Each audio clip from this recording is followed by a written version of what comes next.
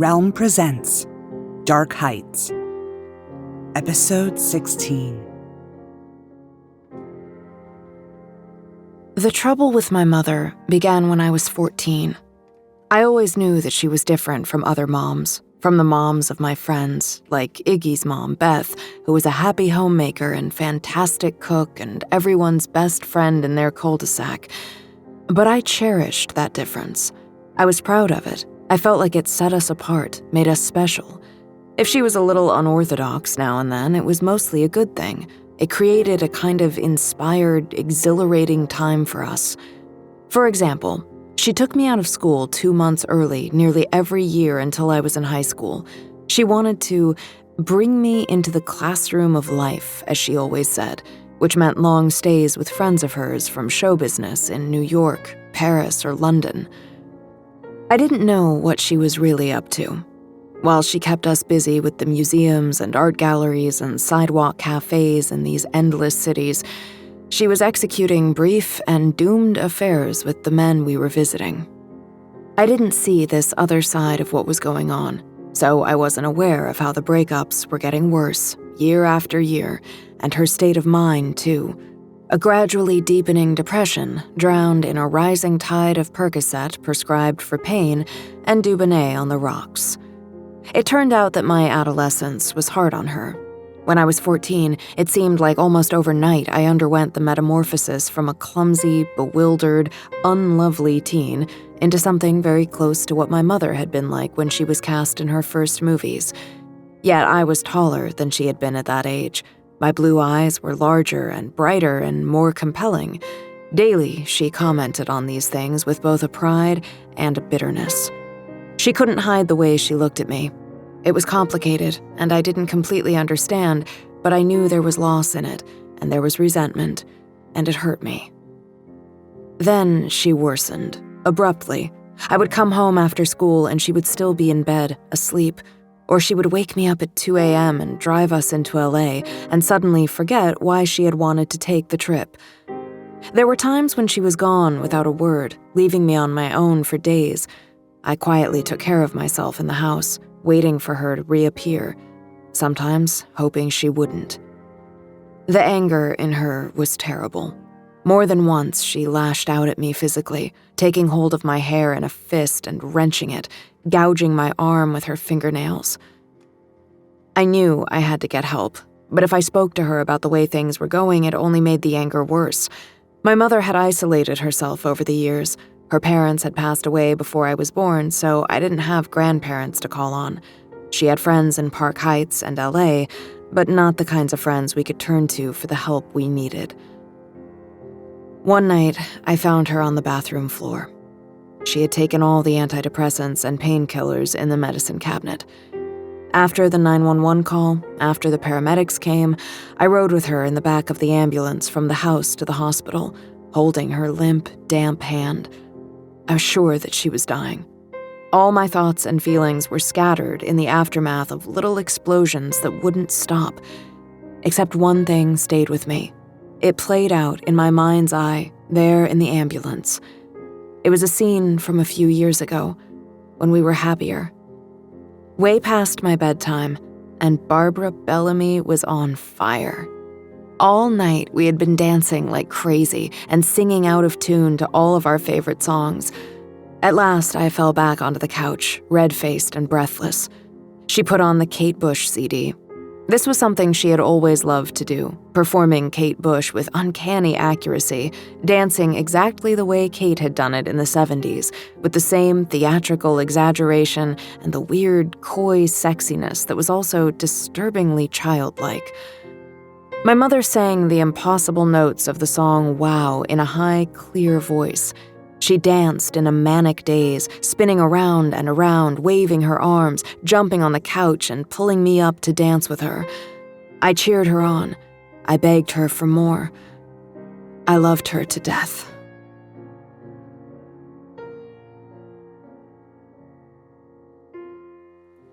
Present. You're not dead. You're alive, Tess. You survived. Brightness opens my eyes. a blazing, pounding light that fades out from powerful, pure white to bruised blue afterimage, swimming. The accident. I'm in Zach's car. I'm in the passenger seat. It's only been moments after everything happened. There's a stinging cut on my forehead below the hairline, and a frightening wash of blood trickles down from it in a stream across my face. My left foot is twisted down into the compressed wreckage of the front of the car. I suddenly feel afraid because I'm not sure I can feel it, my foot, and I'm not sure I can move it. I try to shift it, and another burst of intense white light shatters across my vision. I have to pull it out. My foot. I have to get it free. I wrap both hands behind my knee. I close my eyes. I bite my lip, yank up the leg. A quick pop, a burst of pain, overwhelming. I think I fainted. Opening my eyes again. I don't know where I am. Take it easy. Breathe out. Breathe in. You know where you are. Then, I think it's okay. I think my foot's okay. It's swollen and it's bruised and it hurts like hell, but I think it's okay. I think I'm okay. I'm alive. In the passenger seat of Zach's car, I begin to move around.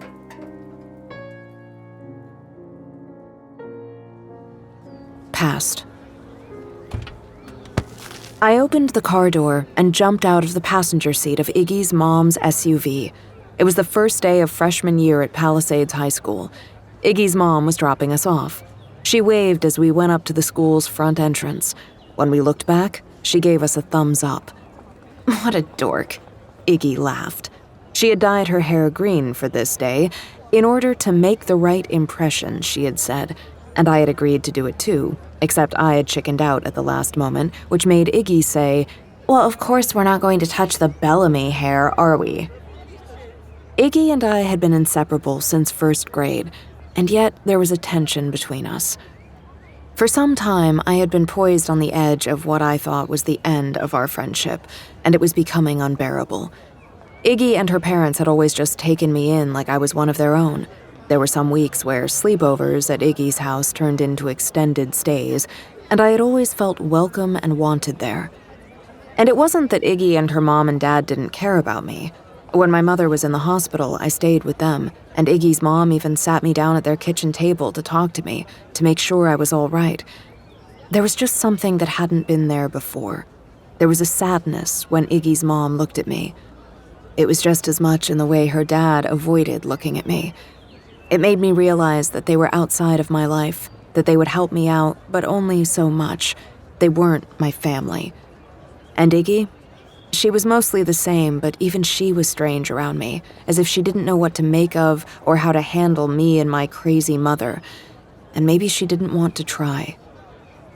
This change in Iggy and her parents broke my heart even more than my mother's sickness, and I couldn't tell them they were distancing themselves from me at the exact time I needed them more than ever. At lunch break on that first day of freshman year, Iggy and I were exploring the Pali High campus, munching on sandwiches while we made a circuit of the football field and the athletic track out behind the school building. Finally, we made an unspoken decision to establish turf on the bleachers where, for the moment, there were only a few other kids hanging out.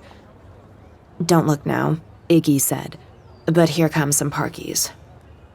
It was Charlie Mill and Kevin Cho walking past the bleachers. Charlie had an oversized hardcover book open. Iggy said, "Please don't tell me that's a Dungeons & Dragons monster manual." And he was talking to Kevin, gesticulating passionately, probably about something imaginary. Kevin looked up at us and waved when they went past. I waved back, and Iggy made a derisive, dismissive sound. "You know that you and I are parkies, right?" I said to Iggy, annoyed at her for many reasons.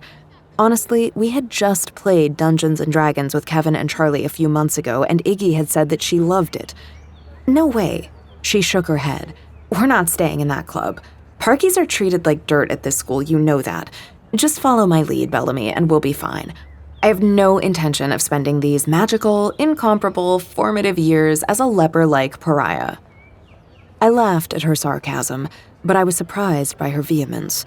I was worried that it was me, more than any other leftover thing from Park Heights, that she was desperate to get away from. "Let's listen to some tunes," she said. I got out my iPod and we split up the earbuds. I went through the playlist we had built together and picked out one of her favorites, Waltz No. 2. A ghost of a smile came across her face when the 3/4 pa of the drums started up. Then she was lost in thought as the song played, as Elliott Smith mourned the impossibility of knowing anyone completely. Suddenly, she took the earbud out and flung it down, exclaiming, "This song is the worst. I mean, come on, it's too much. Even for you, Bellamy, you sad sack. Delete that stupid playlist and let's listen to something new." When Linna had asked me who my best friend was, she asked it as if she didn't know what it was like to be human and to have friends. I had said Iggy without thinking. And of course, Iggy and I were best friends when we were little, but the truth was that she and I grew apart almost immediately at the start of high school. Even then, sitting next to her on the bleachers at lunch hour on that first day, I knew that she was determined to be different. She was driven to grow up, to become something else. I admired it. I wished I was more like her. I knew that she was already moving on toward that future, toward who she would become. I knew she was moving on without me.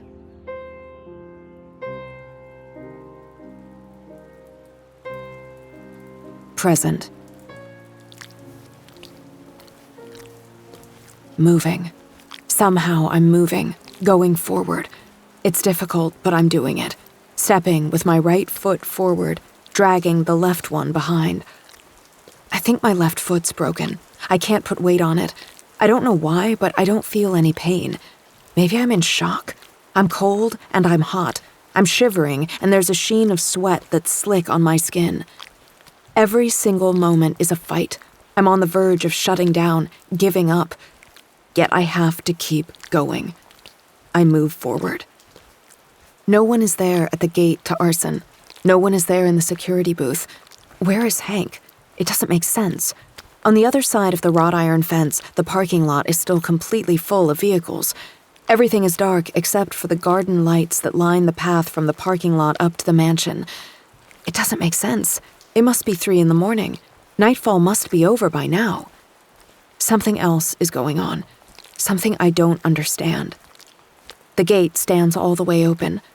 Nothing to stop me from going up to the house. I don't have a choice. I'm hurt and I need help. I don't have a choice. I move forward. I go through the open gate.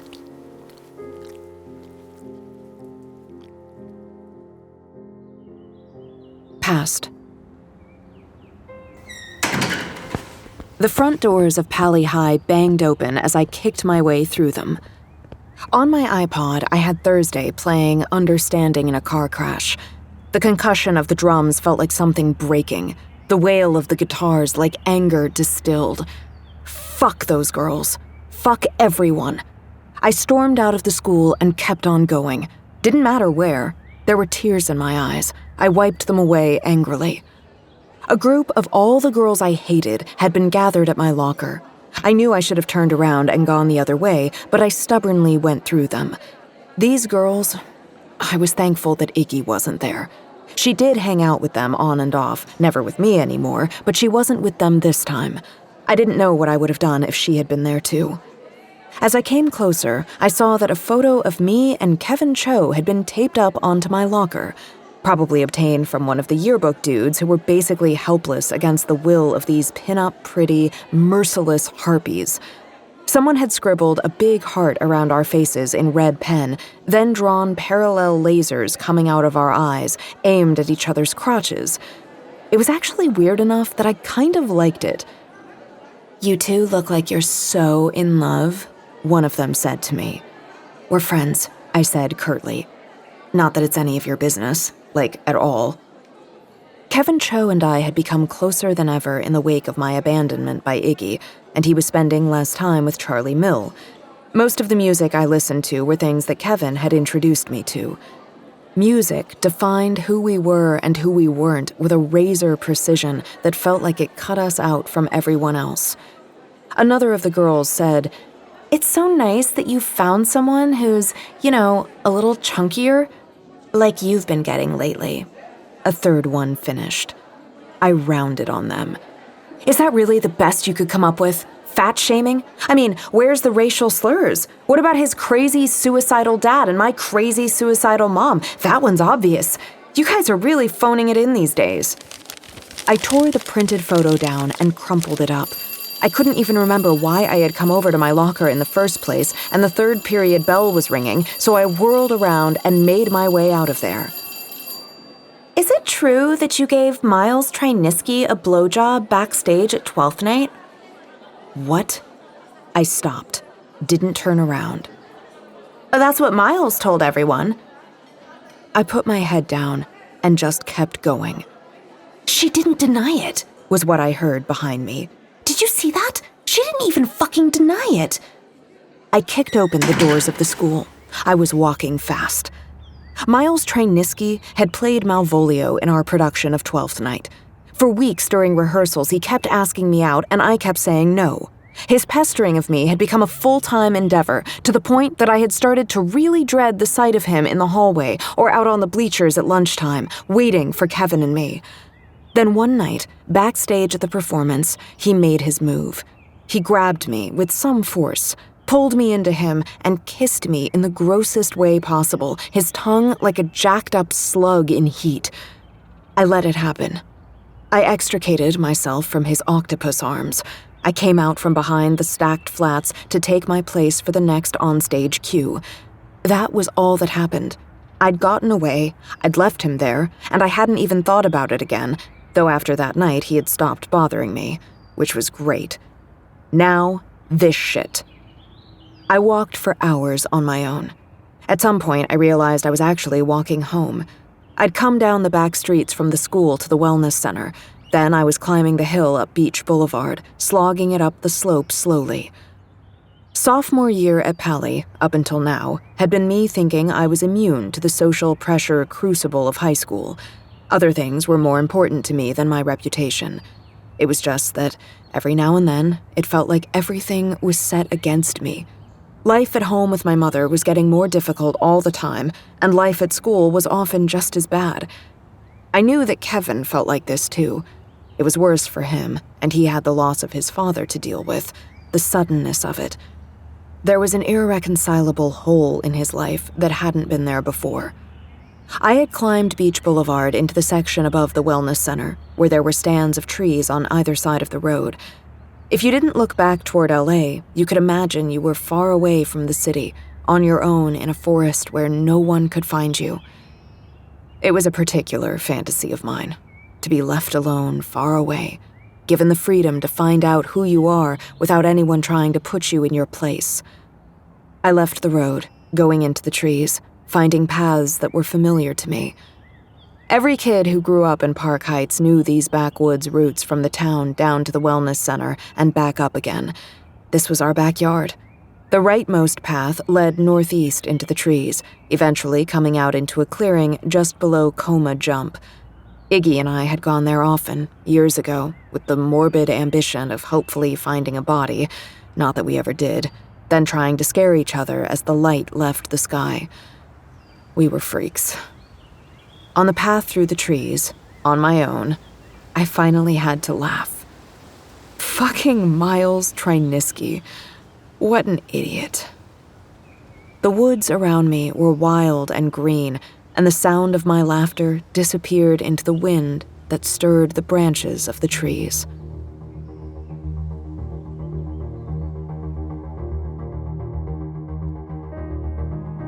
Present. The woods are on my right, where I was attacked, where I stabbed a man to death. I don't have the strength to go there. It was why I had wanted to come back to the estate, to see what I had done, to have no doubt that I had done it, to claim responsibility for it. Is he there? Is his body still there, lying face down in the dirt? He can rot. I keep going, keep on moving up the path toward arson, toward the house. There's no one here, no one in the dark. Except Zach. Zach is here with me. He is, helping me, keeping me going. You must be so pissed off, he says, laughing. I try to speak, but I don't have a voice. Rough, raw throat, swollen tongue, and a mouthful of blood. I mean, he says, a lot has happened tonight. It's kind of unbelievable how many things have happened to you in like just a few hours. He grins. Something is wrong with one of his eyes. The pupil has slewed off to one side, and it doesn't move. And why is he talking so fast? Will, that asshole, he slapped you hard, and then that man held a knife to your throat in the woods, and what did you do for real? You stabbed him to death. Seriously, what a night. And it's probably not even over yet. I would say it's definitely not over. Who knows what's going on here at Arson? Nothing good. Oh, and I somehow forgot that we had a car thrown at us. I shake my head. Right foot forward, left foot dragging behind. Yes, he says slowly. Yes, that's what happened. Don't try to deny it. And it wasn't any ordinary accident. Think about it. You know what you saw. That Mercedes-Benz was spinning in the air. It came down right on top of us. My older brother Jason and I were in an accident a few years ago, and it was nothing like that. I was learning to drive, and someone ran a light and hit us. But what I'm trying to say is that it happened in slow motion. There was time for me to think of all the things I could have done differently. Right as the accident was taking place, there was so much time to think. Tonight? Well, that car exploded right at us. It was crazy. You know something? I think you'll really like my brother Jason. I think the two of you are going to get along extremely well. I can't look at him. Something is wrong with his face. You and I had potential, he says. We did. You and Jason are going to have more than that, especially considering how sad he's going to be. You're a beautiful person, Tess. You're going to help him through it. I know you will. Stop. You have to go back. Go back. You're in the car. After the accident. Open your eyes. Zach is dead. His body is broken, mangled, torn apart in the driver's side of the obliterated car. Can't scream. I look through the punctured sheet of metal that guillotines the space between us. One side of Zach's face is untouched, and the other is smashed into ruin. Get out of the car. Can't scream. Get out. Can't move. Get out of the car. I give the passenger door as hard a shove as I can. It falls away from the frame of the car with a crash like the accident's echo aftershock. I spill out onto the road. I crawl away, hug my knees to my chest. I'm alive. The car looks like an insect smashed under a boot. Whatever wasn't crushed was ripped into pieces. All of it, except the passenger side. Right where I was. I don't know how it happened, but somehow it's undamaged where I was sitting, and I'm alive. The Mercedes is on the other side of the road. There's a trail of shattered plastic and metal debris strewn along a path where the car rolled over and over before coming to a stop upside down. I can't see anyone in it. There's no one in the Mercedes. What does that mean? I make myself get up from the road. I have to get help. Have to find someone. Start running, but my ankle gives out with a snap. I fall.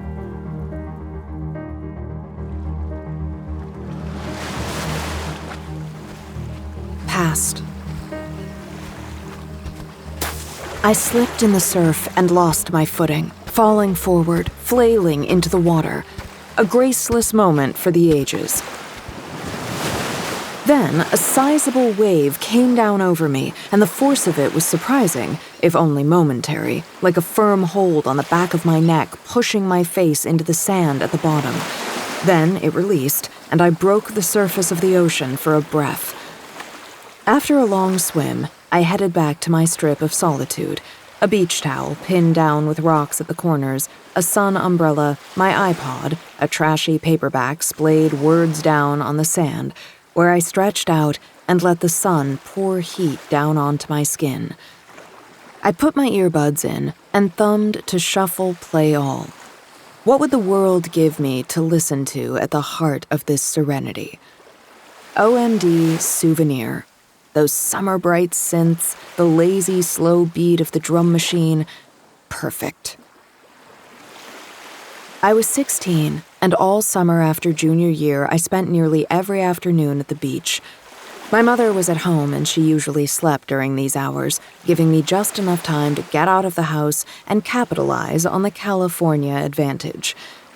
The first time I had come to the beach had been accidental. I was driving the roadmaster around without a destination, simply driving to give myself an escape from being at home, being with my mother. I found I was heading to the ocean. I pulled in at the parking lot of Santa Monica State Beach, and I got out and walked around. I laughed at the sight of all the tanned girls with long legs, queens of the beach in their skimpy bikinis and their fixed, phony smiles, their effortless diffidence. They are so not me, I thought. Not me at all. Except later, going over it, I realized that underneath my contempt was a kind of jealousy. How nice it would be to have nothing to think about. How sweet to be uncomplicated. Then I just started going to the beach on my own every day. I fell in love with it. Unhurried, unharassed, bored even, I found a measure of contentment. Floating in the ocean, stretched out on the towel, on the sand. In a strange way, it was a tiny rebellion against who I was becoming, this girl who was responsible, who could be counted on, who looked out for and looked after others. I dreamed about acting.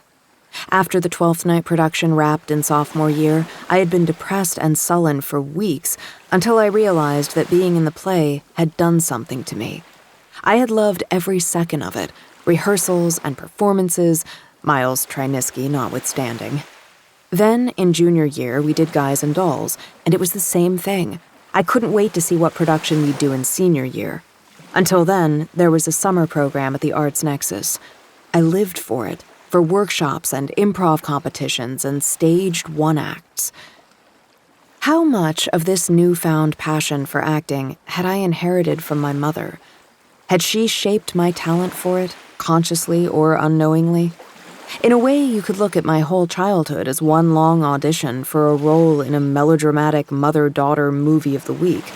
Maybe she would have been happy to see me so earnest about the profession that was her legacy, what she'd left behind. No, it had slipped away from her. Yet acting was my secret. I was diligent in keeping my feelings hidden, and she was rarely well enough to notice what I was getting up to. I wanted all of this for myself, my aspirations and my aptitude. It was my own discovery, how good it felt to be on stage. I didn't want my mother to know anything. That summer, on that beach every afternoon, I let myself dream. What kind of movies would I star in? Where would my big break come from? Dreaming of a future that would never happen gave me freedom from the present. There wasn't much teen angst in my life. Not like Kevin, who wouldn't have made it through high school without our 0 hours, I don't think. At school, in my life, I was quiet, watchful, shy. I don't know if I was waiting for things to begin, holding myself back until they did, or if it was just who I was. A lot of this had to do with my mother, with who she was, and what our life was like. I was waiting for the sickness that preyed on her to show its signs in me. Not just the crazy, but the other things too. Her legendary impulsiveness and petulance, her temper tantrums. I was afraid of all of this. I was watching for it. In my daily life, looking after my mother, I drifted. I detached myself from the routine. Then, in those sun-soaked stretches of afternoons spent on the beach, I felt the substance of myself return from the outside, sinking down into my body with a welcome weight. I don't know how it works for other people. For me, keeping a hold on who I am is the hardest thing there is. There are moments that come to me in which I'm present. It's me in there, me at the center, me looking out, and then time moves forward like something I'm losing. That feeling of knowing who I am, it fades. And it takes more and more effort until the next moment comes to live up to the self that I just pieced together from that last quick glimpse. And that's what it's always been like. Except I used to have more of those moments, or at least I knew how to recognize them for what they were. Maybe I was better at taking what I needed from them. Maybe it's something that's easy when you're young and much harder to do once the adult world shuts down imagination. I had to work hard to feel alive. All I could see in my own life was a shadow of myself, losing its shape.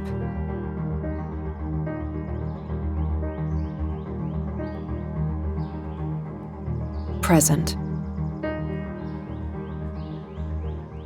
My shadow lurches ahead of me, thrown forward from the garden lights on either side, then shrinking down to meet my footsteps.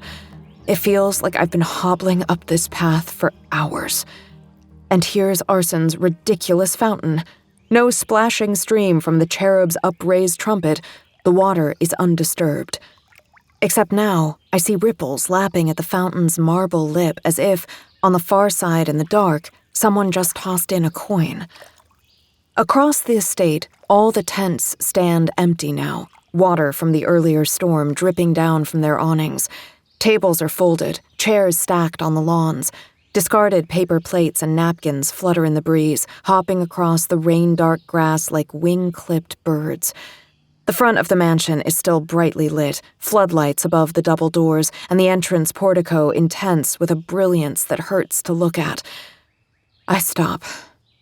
I'm exhausted. Rest here. Lie down by the water. Someone will help you.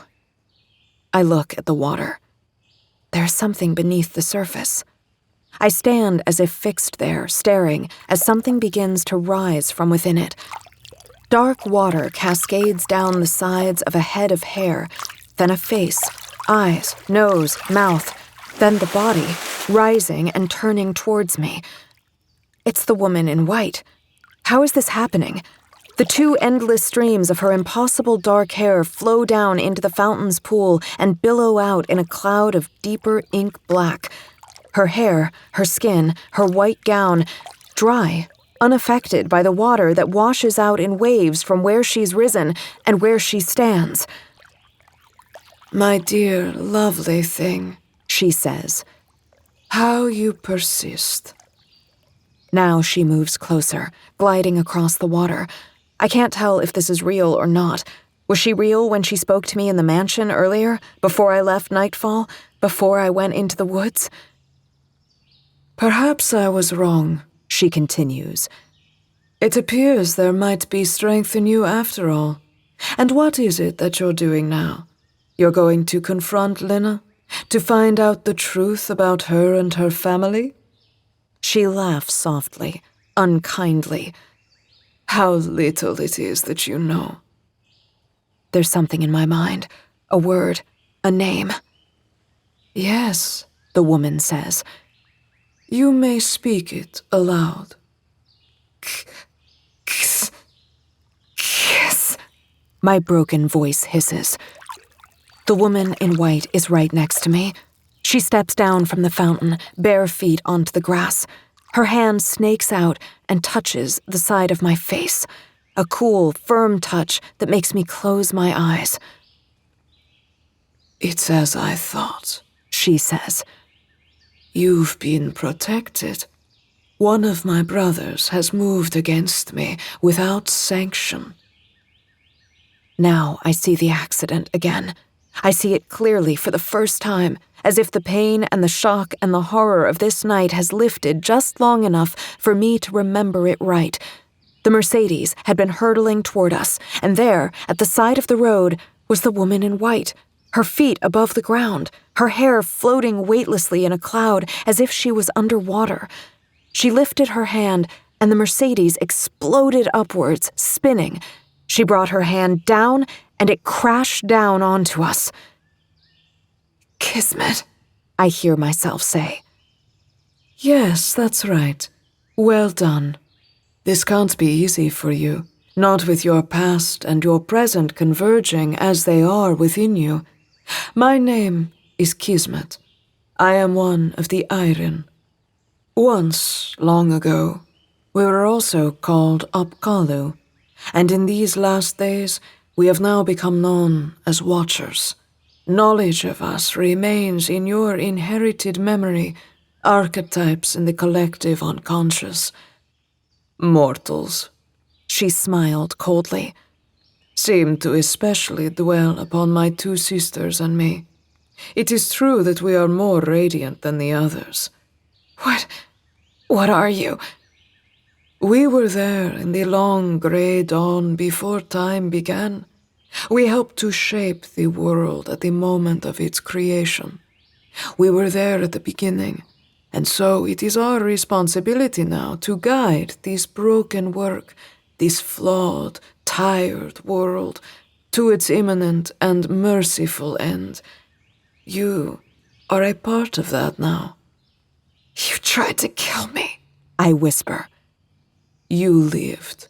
Not so the boy, unfortunately. Why?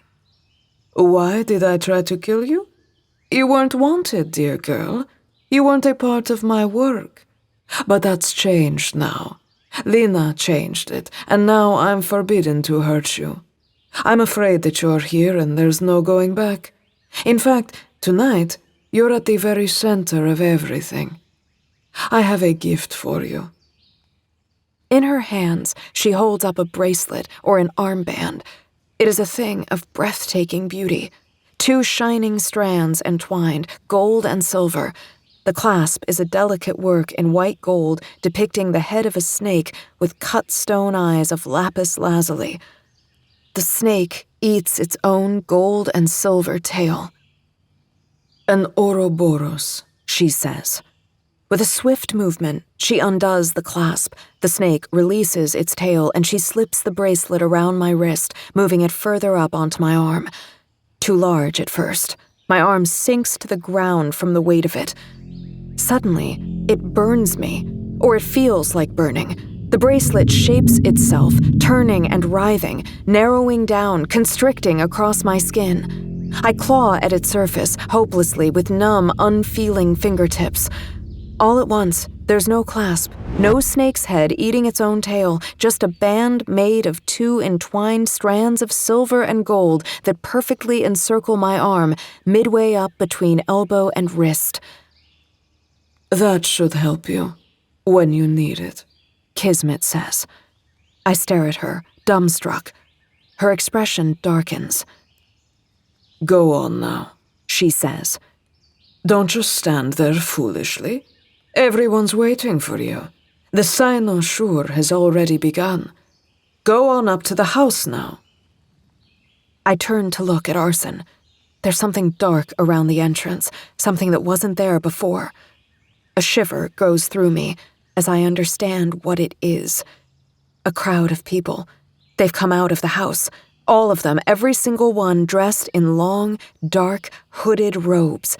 They congregate silently in the entrance portico of the mansion, watching me, waiting for me.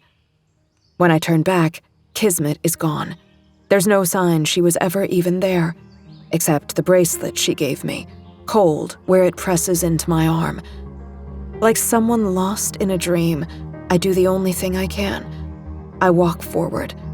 I walk to the house. I go towards the ending.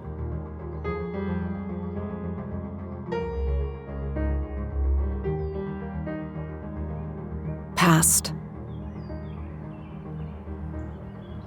It was the end of childhood, the end of adolescence, and the beginning of all that comes after.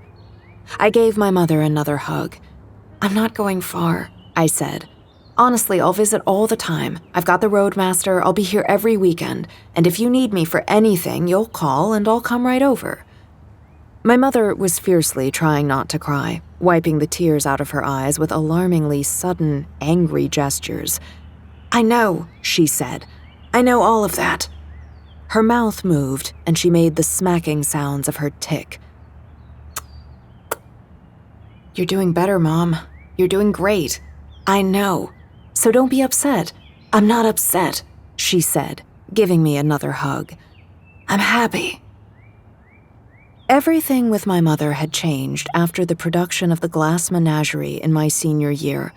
My drama teacher had chosen to do The Glass Menagerie only because, as he had said, we had an unusually talented group of actors at Palisades who needed something substantial to work on. I auditioned for and got the part of Laura Wingfield.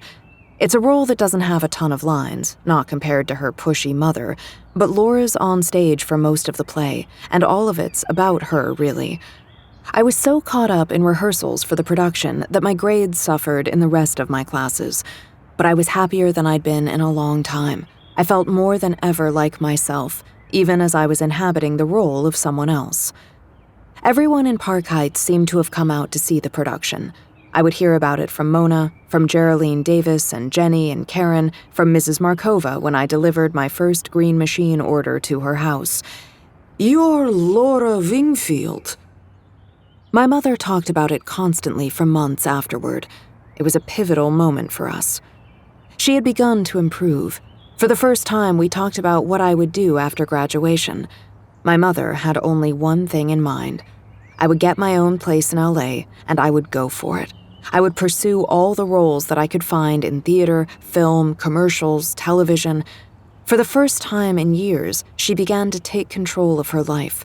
She interviewed and hired a part-time care worker to come to the house. With Devin Hanlon's guidance, she enrolled in classes at the Wellness Center. She was determined to remove herself as the sole hindrance to my potential Hollywood career.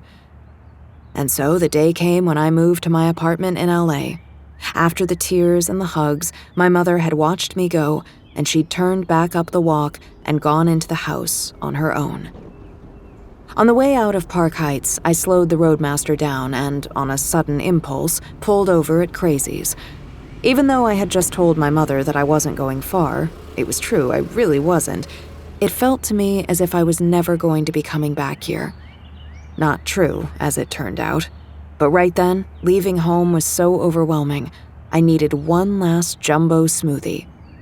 Then, back in the Roadmaster, jumbo smoothie in hand, I searched through my iPod, connected to the Roadmaster's tape deck with a cassette adapter, for just the right song. Finally, I drove as The Cure began to play Homesick. I thought of that night with Kevin Cho. We'd listened to this Cure album all the way through for the first time instead of working on our school project. I thought of Iggy and her mom and dad sitting with me at their dinner table, laughing over some silly pun Iggy had come up with on the spot. I thought of my mother. I hadn't told her that I was in the glass menagerie. I hadn't told her anything about it. She didn't seem well enough at the time to bring it up, and I still hadn't wanted her to know about this part of my life. I couldn't deal with her involvement. The standing ovation at the rise of the final curtain was a shock.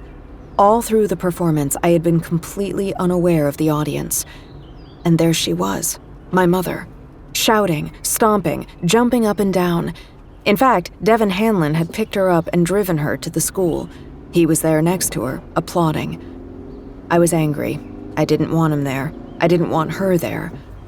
Then my mother made a break for it. She knocked over the people in her row as she scrambled out from the seats and sprinted up the stairs at the side of the stage. When I went over to her, she embraced me with a strength that made me start to cry. "Oh, Tess," she said. The whole auditorium could see us, but our voices didn't carry over the applause. "I can't believe it. When you were holding up that little glass unicorn and you said, 'See how the light shines through him,' I just lost it. Everyone was crying, even Hanlon." "You liked it that much?" I said. "Are you kidding? Tess, you're amazing, honey. I didn't know you were amazing." She broke out of our embrace and held me at arm's length, blinking away her tears. "You and me, we haven't had it great, have we?" "Mom," I said, "it's all right." "It's not all right. I know it's not. We've had a hard time." She lit up with a sudden smile that once was famous. "But look at the two of us. Even with everything we've been through, we're still incredible."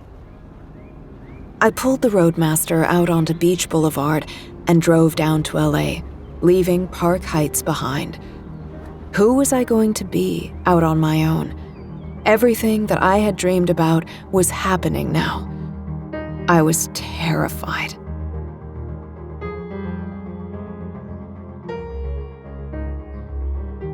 Present. I'm terrified of the people in the robes, yet I walk toward them as if I'm in a trance, magnetized, drawn forward, one foot in front of the other, left foot dragging behind. Don't know how I'm still doing this. I'm emptied out, broken apart. The people in the robes begin to move as if they share one mind, flowing down from the entrance of the mansion out onto the lawn to meet me. The hems of their robes sweep across the tops of the grass with a sound like whispering. They flow out and flow around me, and I'm swallowed into their midst. Faces I don't recognize. Deep within the hoods, eyes alight with purpose. Then hands reaching out to me. Hands taking hold. They bear me up. I'm lifted from my feet and carried forward, borne up the marble steps of the portico toward the doors of the house, which open. Before we go inside, we stop. I'm set back down onto my feet. I struggle to stand. One of the robed people comes forward, in their hands a parcel of white silk. They unfold it. It's for me. For the first time, I realize that my mother's tiny black dress has been slashed and ripped, and it's nothing more than a rag that barely covers anything. Zach had given me his jacket, but I don't have it anymore. Zach is dead, and I haven't been wearing it since I got free of the wreckage of the car. The hands of the people in the robes rush over me, and the remnants of my mother's black dress are removed from my body. Straps slip down from my shoulders, a whisper touch of fabric against my ankles. A part of my mind rebels against their touch, but I do not move. Hands pull my hair back, gathering. My bra is undone, underwear pulled down, taken off. Hands lift up my arms. Cloths soaked in soap and hot water wash me down. Water is poured out from an urn held up by two of them, poured over my head, over my face, through the length of my hair. The white silk gown or dress, unfolded, shaken out. They hold it up in front of me. They are going to put me into it. These strange people continue to work on me wordlessly, washing my body, washing my hair. Ointment applied to the cut on my forehead, the cuts along one side of me. The warmth of the water in a pool around my feet swirls red with the blood and brown with the dirt that they work to clean out of my skin. I stand among them, naked.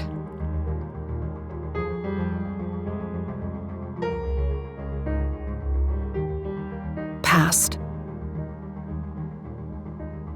Barbara Bellamy kicked away the pooled, discarded mini-dress, the tight black dress that had won her more than one magazine spread, and she crossed the opulent room to the bed, slowly, allowing the man who waited for her to take in her naked body, to savor the sight of her, which she knew was splendid.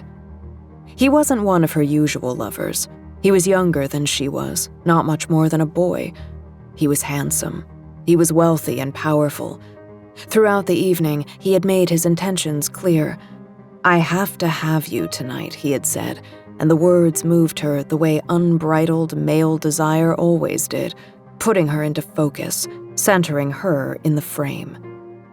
She was always slipping away into a terrible darkness. It was the secret of who she was. Mostly she kept the darkness hidden, but of course Amen auf der Nacht knew it well, knew her well, which was why she loved him and would have given anything to him, her body and soul, if he had wanted it even a little.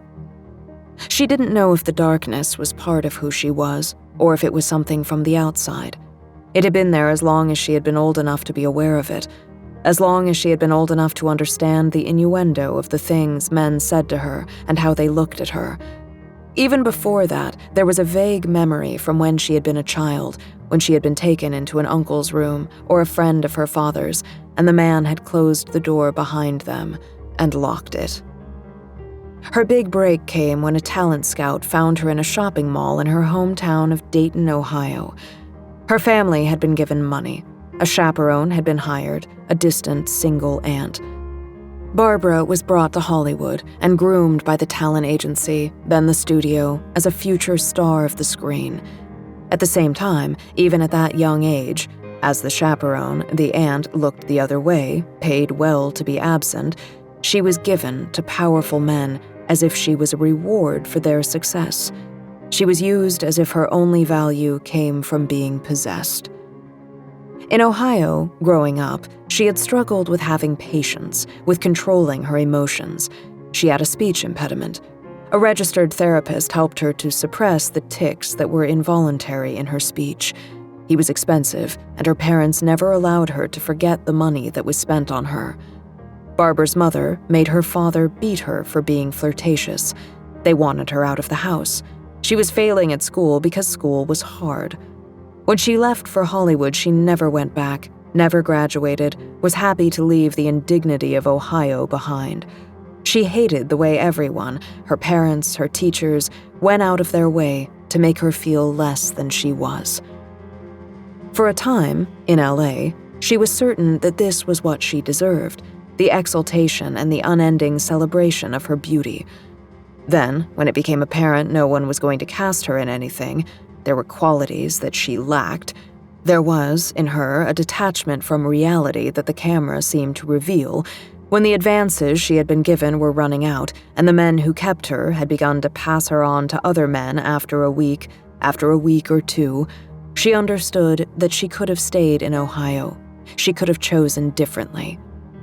If she had been treated as less than she was by her parents, her teachers, now she was less than nothing. Amen auf der Nacht appeared one night at a party. He followed her around relentlessly, staring. She was afraid of his strange, mask-like face, the sheer size of him as he lumbered after her. She asked people she knew to make him go away. Still, he kept on finding her, just staring right into her eyes as if he could see every part of her at once, laid out. At last, she shouted at him and pushed him away. He did nothing. She slapped him in the face. He didn't move. Then she broke down before this implacability, fell apart suddenly and completely, weeping in his arms as the terrible darkness she had long held at bay took hold of her. Amen auf der Nacht, whose real name was Heinrich Moller, picked her up as if she weighed nothing, carried her to his car, drove her to his house, put her in the spare bed where she slept for days, exhausted. She was 17. From that day on, and for years after, she lived with him. She starred in his movies. Sometimes she made advances toward him, after dinner, on holidays, and sometimes they kissed, but it never led to anything. He never once came to her bed at night. He said that he loved her. She knew that she loved him, yet there was no consummation of their relationship. Over time, Barbara began to see other men. Eventually, and reluctantly, she moved out of his house into her own place, her own life. In 1997, a young man named Lenny Dukas came into Amen auf der Nacht's Venice Beach townhouse and shot him 12 times. The police pursued the man in a high-speed chase, which resulted in the death of a bystander. From the confession, it was revealed that Dukas had ties to neo-Nazi organizations and Christian anti-gay hate groups. Dukas was given a life sentence, and in the first month of it, hanged himself in his prison cell. Barbara struggled to recover from the shock of this event. At the funeral, she felt bereft and alone, even as she held her 3-month-old daughter close to her, as the baby looked up into her mother's face with her infant's abstract devotion. Barbara looked down into Heinrich's open grave and saw within that hole in the earth the gathering darkness of her private despair. It was always there for her. Always it would be. Even much later in her life, after Tess had moved to LA to start her career, Barbara had convinced herself that she had never felt better. Suddenly, there it was again, in a strange new form. Everywhere she looked, she saw Heinrich. She knew he was long dead, but there he was, younger, the same man who had fixed his attention on her at the party when she was 17, this man who had saved her from the world, his kind eyes behind the slack, expressionless face. She saw him everywhere. Only when Tess came back to live with her did she understand that everything had fallen apart once again. Only when she started going to the circle did she stop seeing Heinrich in every corner of every empty room. Before the murder, before the funeral, exactly 1 year before, it was a night of abandonment. Barbara slipped off her best black dress for the beautiful young man, the son and scion of a great Hollywood family, there in the bedroom of his luxury Beverly Hills mansion. The two of them were drunk on the most expensive wine in the world. They had everything anyone could want. It was their night, their world, their past and present and future. The Leonard Cohen song Joan of Arc played from the house's built-in sound system. Barbara felt like the music was a kind of smoke, and she swayed through it, sultry and irresistible, wrapped within its mystery. She climbed onto the bed.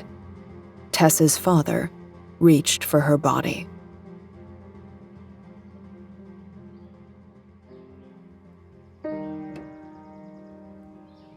Present. Hands reach for me. In the white gown, a white train of ghost-like silk trailing on the ground behind me, I am pushed forward. The doors to the mansion have opened wide. I go into arson. Within the house, there are 2 rows of people standing shoulder to shoulder, on my left and on my right. Not dressed in robes, but in formal attire, suits and ties and evening dresses, like all of us were at the Nightfall fundraiser. These are not the same people, though. I don't recognize anyone. All of them, everyone, staring at me. There is no sound. The 2 rows of people on either side of me form a passage or an aisle that extends into the house from the front door, through the entrance foyer where Linna and I had discussed a painting only a few weeks ago, then rising up the left-hand staircase as it climbs to the mansion's 2nd story. Some of the people are smiling joyfully, some crying openly, some with closed eyes as if in rapture, some with stone-hard expressions on time-worn faces. The people in the robes do not enter the house. The doors close behind me. As I go forward between the lines of people, they begin to reach out for me. Not to bear me forward as the others had done, but to touch me gently. Fingertips on both sides brush against my shoulders, my cheeks, the top of my head. Many of them take in hand and then let go a length of my hair, still wet, that the robed people gathered into a straight fall down the back of the gown, a stark black against the gown's cloud white. The people murmur words as I move past them, some in whispers, some in the tone of religious prayer.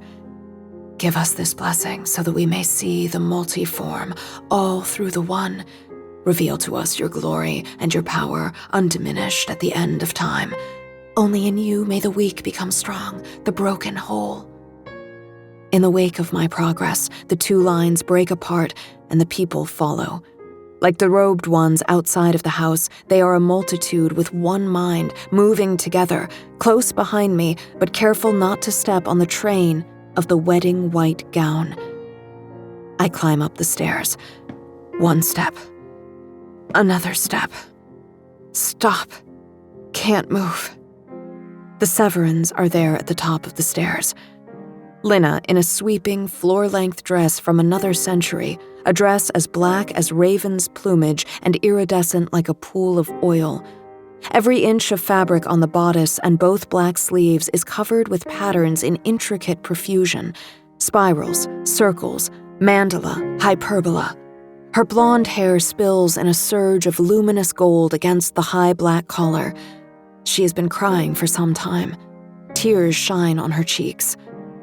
Marius Severin to the right of her, impossibly tall, wearing some kind of medieval surcoat, a falling wave of black satin over the silver gleam of polished armor. He bows to me as our eyes meet. My God, his eyes. My whole body responds involuntarily, trembling in a fever of fear and awe at what those eyes contain. A falling outward from the earth to the stars, judgment, compassionate melancholy. Will stands to the right of Marius Severin, attired in a handsome black suit, an ink-black tie. His hands are clasped down in front of him, eyes cast down to the floor as if he wished he was anywhere but here. Then Will raises his head. He opens his eyes. There is a radiance. All at once, I see them, the Severins. I see them as they are. A murmur goes through the crowd. Many of them fall to their knees. Will stands in a column of blue light that lifts his feet from the floor. Weightless, unbound, there is an energy that courses through him, a destructive force of lightning only barely held at bay in the tightness of his fists, in the set of his jaw, and the iron in his entirely opaque, black eyes. Marius Severin stands in a whirlwind. Thousands of shards of cold black shapes, shreds of darkness, a tattered maelstrom eating at the air around him. These shapes, these silhouettes, they are faces. Eyes and mouths that open, then crooked arms and grasping hands. So much of the mass of darkness clings to him, thick like a mantle across his shoulders, bearing down. Suspended in the air in front of him, there is an immense, heavy book, a tome wrapped in chains. When it opens, a ray of illumination strikes into the darkness like a shaft of morning sun through a break in a storm's wall of clouds. The whirlwind of dark shards recoils from it. Linna. The brilliance that shines from her is blinding, yet it flickers. It radiates out from her, from inside the stiff Baroque dress like a molten, golden fire poured out from the lip of a black vase. The light is a power that dissolves all distinctions in its intensity. Then, a shadow passes across her like an eclipse, extinguishing everything before it recedes, before the light rekindles. This happens over and over again, outside of time, the diminishing of the light, its return. I have fallen to my knees, too weak to stand. Now I understand. The Severins, Linna, Will, Marius, they are not human. They're what Kismet is. They're angels. They're gods. Oh, what do they want with me? I am nothing. I'm no one. There's nothing of worth in me. The three of them, they stand above, looking down. All I have is confusion, pain, fear, everything that I am, everything I wanted to be, my struggles to understand myself, to become myself. I don't know what any of it means. Are they going to take it all away from me? No, that's already happened. I am no longer myself. I see that now. The things that I've done tonight, the things that I've seen, they've already changed me forever. No matter what happens to me now, nothing will ever be the same.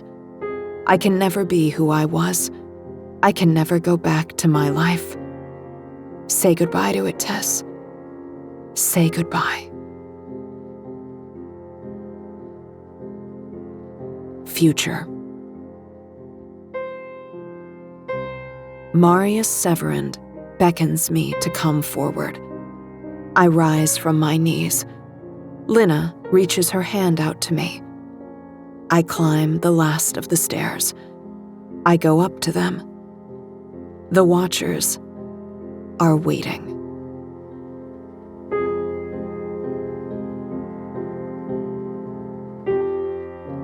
You're listening to Dark Heights by C.D. Miller, starring Dion Graham, Julia Whalen, and Neil Helligers. Produced by Realm, your portal to another world. Realm, listen away. Dark Heights is created and written by C.D. Miller. It is produced by Haley Wagreich and executive produced by Molly Barton. Audio production, sound design, and editing by Amanda Rose Smith.